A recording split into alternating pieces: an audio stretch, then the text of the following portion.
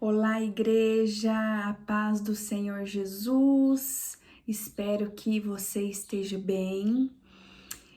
Juntos para mais uma quarta da bênção para a honra e glória do Senhor. Amém, igreja? Hoje a palavra vai falar sobre tristeza transformada em alegria. E isso é algo que somente Deus pode fazer, igreja. Somente Deus pode fazer. Amém? Vamos orar?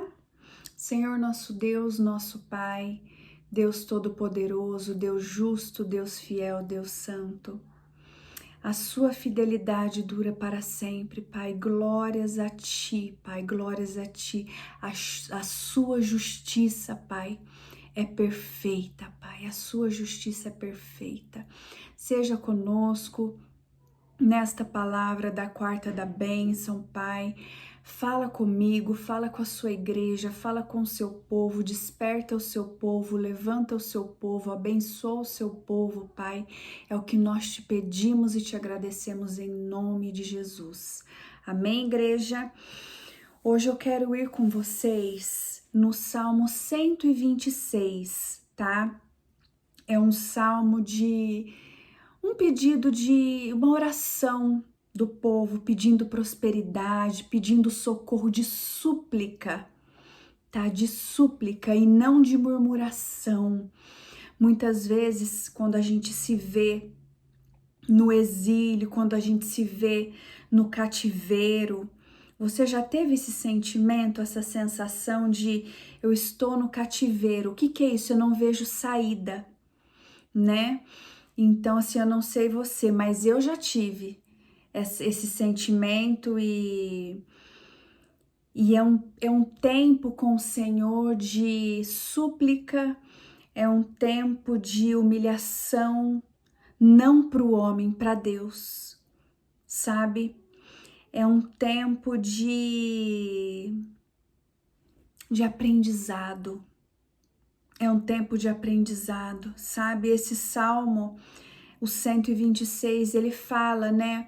O povo, ele ficou, né, no exílio por 70 anos, por conta da desobediência, da idolatria, sabe?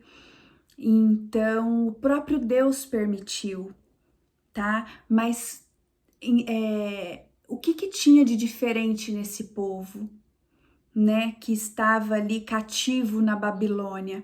Tinha uma promessa, tinha uma palavra liberada, tá? Então, quando a gente tem uma promessa, uma palavra liberada e nos arrependemos, a promessa se cumpre. Deus, ele cumpre a promessa, sabe?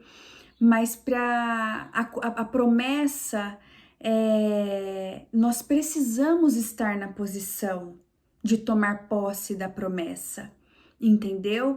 Então, assim, falando aí um pouquinho, por exemplo, o povo de Israel, na época do Egito, a caminho da terra prometida, não tinha essa promessa do povo ter a terra prometida, mas nem todos chegaram, não porque a promessa de Deus não se cumpre, mas porque eles não suportaram o processo até chegar na promessa, entendeu? Não suportaram. Então nós precisamos suportar em obediência para não repetir na prova. Eu falo que a gente passa por prova, né? E quando não passa na prova, o que acontece? Vai fazer de novo, né? Então aqui no Salmo 126 fala sobre isso, fala sobre restauração de Israel, libertação de cativeiro, súplica, né? Então, assim, quero ler aqui com vocês, não vou ler todo, tá? Eu vou ler o Salmo 126, do verso 4 ao verso 6, que diz o seguinte: Ó Senhor, faze com que prosperemos de novo, assim como a chuva enche de novo o leito seco dos rios. Que aqueles que semeiam chorando façam a colheita com alegria.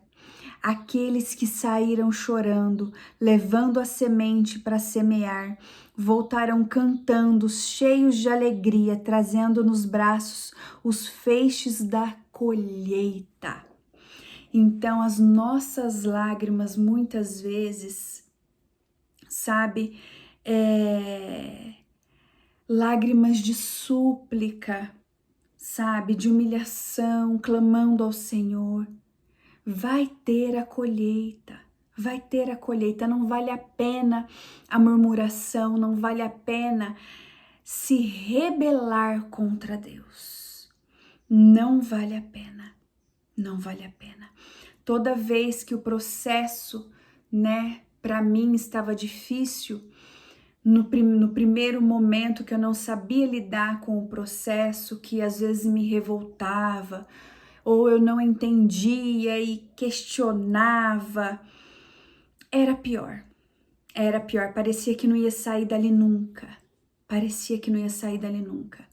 mas porque eu estava com o olhar aonde? No problema. A partir do momento que você tira o olho do problema, da circunstância e foca no Senhor, e foca na oração, e foca na súplica, na confiança, aí Deus vai ver que nós estamos confiando. E o processo vai ser mais rápido. Nós podemos atrasar não, né? Nós podemos fazer com que o processo seja mais demorado, árduo, ou mais tranquilo. Nossa, mas por que a gente tem que passar pelo processo? Para a gente receber o melhor de Deus, as bênçãos do Senhor. Nós precisamos estar preparados, não é de qualquer jeito. Nós precisamos dar valor, entendeu? Nas coisas, entendeu? Na paz, no que o Senhor nos entrega. Entende? A gente tem que entender que o exílio, o cativeiro, ele tem um começo, meio e fim. E nós precisamos identificar em qual momento eu estou. Há um momento de choro, em qual tempo eu estou. Há o tempo de chorar, há o tempo de trabalhar, há o tempo de silenciar. Entendeu? Ao invés de gritar, de espernear, silencia. Silencia para não pecar. Às vezes você quer desabafar com alguém e aí o que acontece? Você acaba pecando, porque você vai desagradar a Deus quando você começa a reclamar. Entendeu? Então, assim, o meu esposo, na época aí do processo grosso nosso, ele até entendeu que ele nem falava comigo em alguns momentos para evitar com que eu murmurasse ou reclamasse, para a gente poder passar na prova. Então aqui o que eu tô falando para vocês é a palavra, mas é também testemunho de quem viveu e vive o processo com o Senhor. Entendeu? Porque a gente tem etapas do processo, entendeu? Então a gente precisa discernir que momento eu estou do meu processo, entende? Deixa eu ver aqui, fiz algumas anotações, tá, igreja?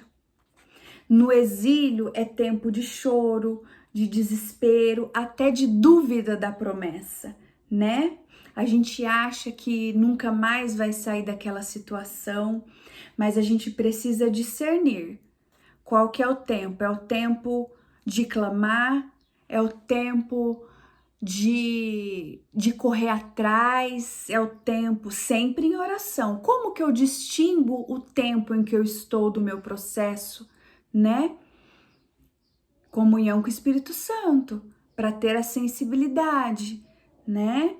Então, assim, há tempo de clamar, fazer as campanhas, né? Tempo ali do Senhor falar, avança. Então nós precisamos saber. Tempo de se afastar. Também existe o tempo de se afastar. O Senhor ali tratando com a gente no secreto. tempo de preparação, existe o tempo de preparação onde o Senhor te ensina no secreto e depois, na hora que Ele vê que você já está preparado, Ele começa a te colocar, te mostrar e fazer, entendeu? Acontecer. Então, esses são os tempos, sabe? É por isso que eu falo da tristeza transformada em bênção, que é o tema de hoje, tristeza transformada em bênção. Porque no tempo do processo grosso, do exílio, do cativeiro, da cura, da libertação, é um tempo que dá até uma tristeza ali, um choro, mas não dura para sempre. Entendeu? A alegria vem ao amanhecer, igreja. Você precisa acreditar que a alegria vem ao amanhecer, né? Então, ainda falando um pouquinho da promessa, Deus, ele cumpre promessa, né? E quando é que a promessa acaba não se cumprindo?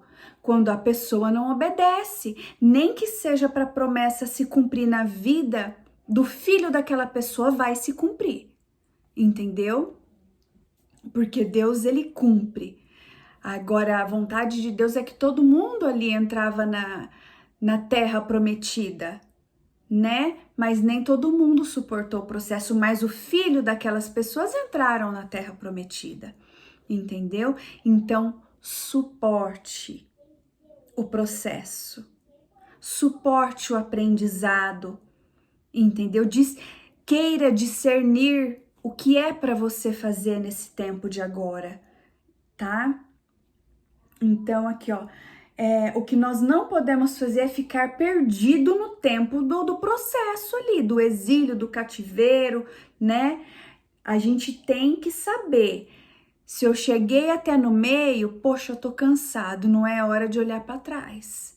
Nós precisamos avançar, porque a mão que me ajudou a chegar até aqui, até mesmo que permitiu que você chegasse aí, é a mão que te tira daí. Porque Deus, ele permite. Existem consequências de pecado, existem processo de preparação, né? Seja para o ministério, seja para Deus te entregar algo, tá? Então, assim, a mão que te trouxe até aqui é a mesma que te tira. Confia. O negócio é não perder o foco. Nós não podemos perder o foco. Ao invés do desespero, vocês viram aqui no verso 4 do Salmo 126, ó Senhor, faze-nos prosperar de novo. Suplique ao Senhor. Ao invés de reclamar com alguém, de falar mal da situação, mal do que você está passando, precisamos saber se é consequência, se é preparação, se é capacitação, entendeu?